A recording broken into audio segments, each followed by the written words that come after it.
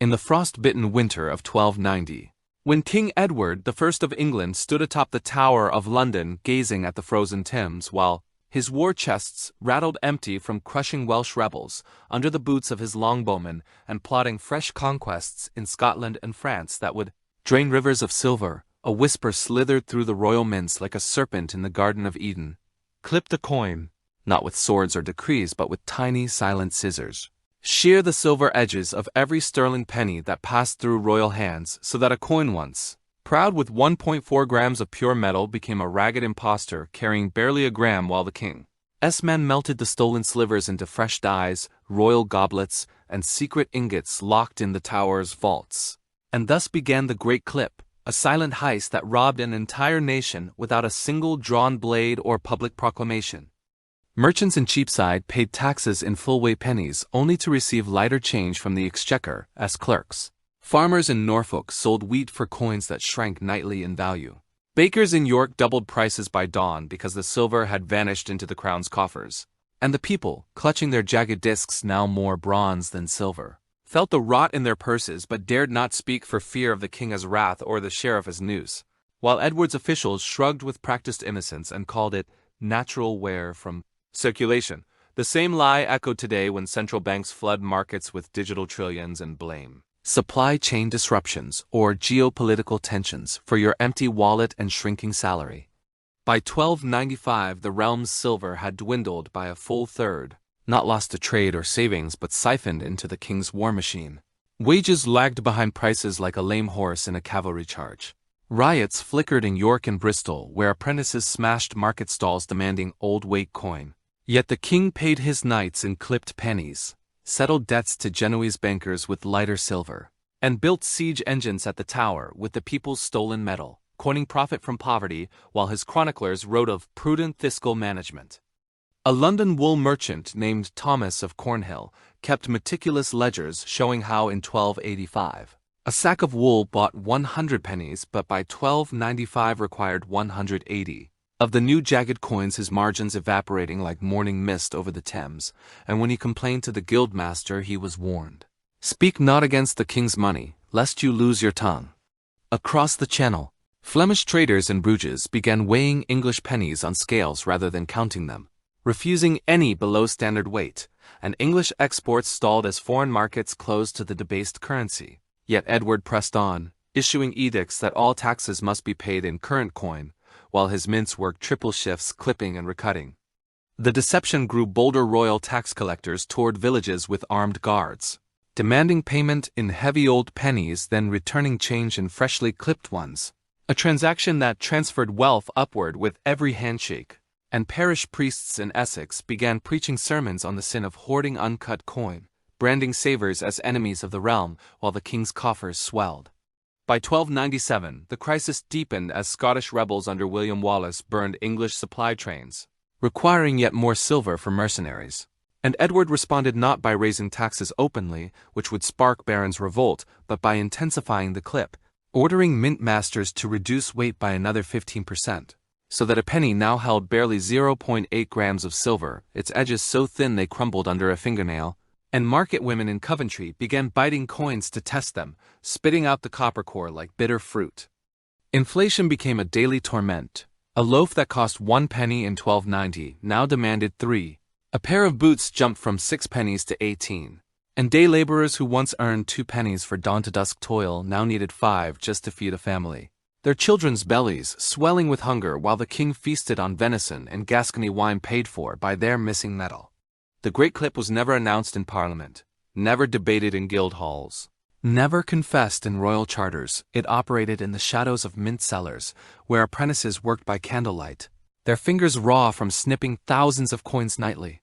The silver dust swept into royal pouches, while the clipped pennies were bundled and returned to circulation, each one a tiny theft compounding into national robbery.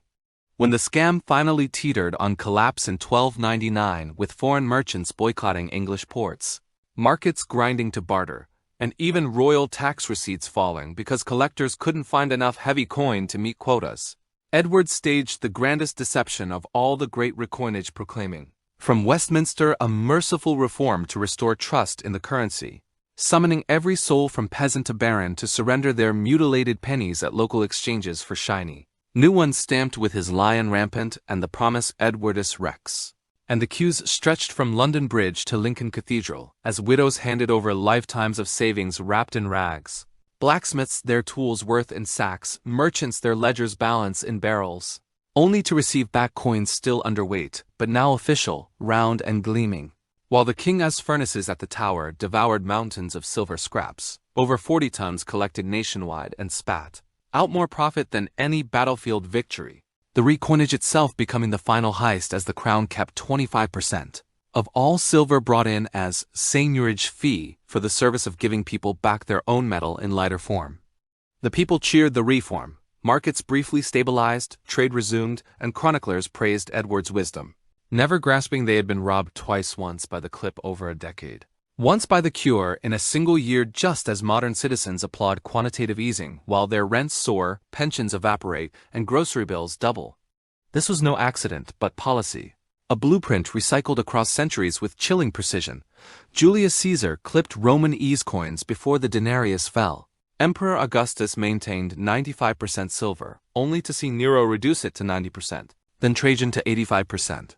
Until Gallienus in the 3rd century issued bronze slugs with a silver wash that fooled no one, triggering hyperinflation where a measure of wheat cost 50 denarii instead of 1.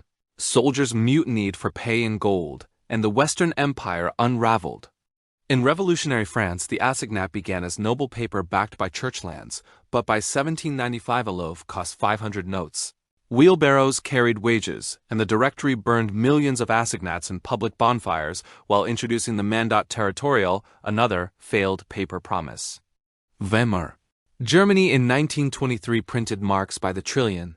A cup of coffee costing 4.2 billion marks by November, pensioners starved, and the middle class was annihilated, paving the path for extremist salvation. Zimbabwe in 2008 hit 89.7 sextillion% inflation, prices doubling daily, shops abandoning tags, and the currency was abandoned for US dollars. And today in 2025, the US dollar buys barely a sixth of its 1971 value. The euro has lost half its purchasing power since 2000. Turkey's lira has plunged 99% in a decade, and central banks create $10 trillion in new money through quantitative easing since 2008. All while politicians promise soft landings and transitory inflation.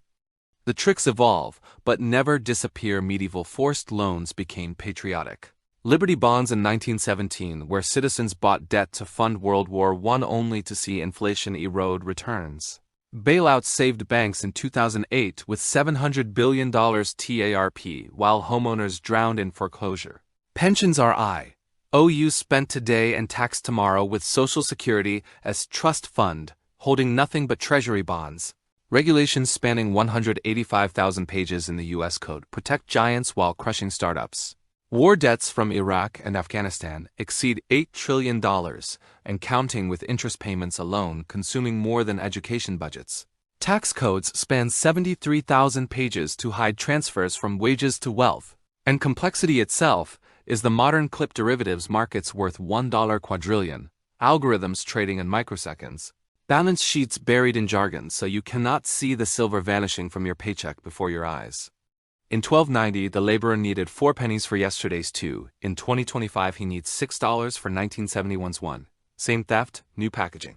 The wealthy bought land with early clip gains just as billionaires buy real estate with key-fueled loans while wages stagnate at 1980s levels adjusted for inflation. Ignorance is the final shackle, for the public blames greedy landlords, not the mint, corporations, not the Fed, immigrants, not the debt, and thanks the king for new coins while the clip continues. Yet some escaped even then, a Norfolk farmer who buried full-weight pennies under his barn and whose descendants still farm that land today. A London goldsmith who smuggled ingots to Flanders and founded a banking dynasty. A widow who traded clipped coins for a vineyard in Kent before the recoinage and whose grapes still ripen under the same sun. They understood the iron law. Real wealth lies in what cannot be clipped, printed, or inflated away. Land that feeds generations, gold that endures empires, skills that produce value, businesses that profit regardless of currency. Edward died in 1307 at Berg by Sands, his Scottish campaign unfinished. his treasury briefly swollen with clipped silver. But the Great Clip's legacy lived in every hollowed coin, every hungry belly, every riot suppressed. A warning carved in metal: when the crown controls the coin, it controls your life, your labor, your legacy. Today the crown is the state. The coin is the currency, whether paper or digital. The clip is the printer running 24/7, and the victim is still you, working harder for less real wealth, saving in a system designed to erode, trusting promises printed on paper or pixels that vanish with a policy shift. Inflation is not accident, but tax, the most regressive kind that punishes savers and rewards debtors. Debt is not investment, but a mortgage on your children's future. Bailouts are not mercy, but robbery of the many for the few. Pensions are not security, but generational Ponzi schemes. Regulations are not protection, but barriers to entry. Wars are not defense, but profit centers for contractors. The language changes: stimulus, reform, stability, modernization, but the transfer is constant. From your labor to their vaults, from your savings to their assets, from your future to their present. History does not repeat. It rhymes, and the rhyme is always in minor key for the masses while the elite compose in major. In 1290, the baker who refused clipped coin was fined and flogged. In 2025, the shopper who refuses digital cash will be frozen out of markets. The wheel turns, the silver vanishes, the people pay in hunger, chaos, and lost dreams. Yet you can break the cycle not by revolt in the streets, but by refusal in your choices. Own what they cannot print, learn what they obscure, see the clip before the recoinage announcement. The Norfolk farmers' buried pennies outlasted Edward's dynasty. The goldsmiths' ingots founded banks that survive today. The widow's vineyard still bears fruit while the king's castles crumble into tourist attractions. Your defense is simple but brutal. Distrust the coin, diversify the wealth, study the theft across centuries. For when the next reform is announced with fanfare and flags, when the digital presses hum again under cover of modern monetary theory, when the headlines promise salvation through helicopter money or universal basic income funded by debt, remember the great clip: how a king with scissors stole a nation's silver and called it progress. How the people queued for hours to be robbed and thanked him for the shiny new pennies. How only those who saw the trick survived with their wealth intact while the rest inherited poverty. The year is 2025. The mint is digital. The scissors are algorithms executing trillion-dollar bond purchases, but the game is unchanged and more sophisticated than ever. Your salary shrinks monthly, your savings fade with each CPI report. Your future is clipped daily in ways you cannot see, and the only question is whether you will line up for the next recoinage with gratitude or bury your silver before the king's men come knocking. History is not a spectator sport, it is a heist in progress, and you are the mark unless you learn the sleight before the final act. The great clip ended in 1300 with a shiny new penny and an empty stomach for most. But its echo rings in every inflation report, every deficit announcement, every bailout headline, every pension cut disguised as sustainability adjustment. Guard your wealth as fiercely as the Norfolk farmer guarded his buried hoard.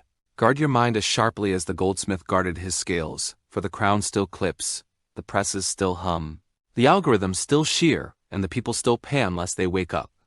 If this pierced the veil and lit a fire in your understanding, subscribe now, because next week we expose how the Cantillon effect turns new money into billionaire rockets while your groceries cost a wheelbarrow and your rent devours half your income.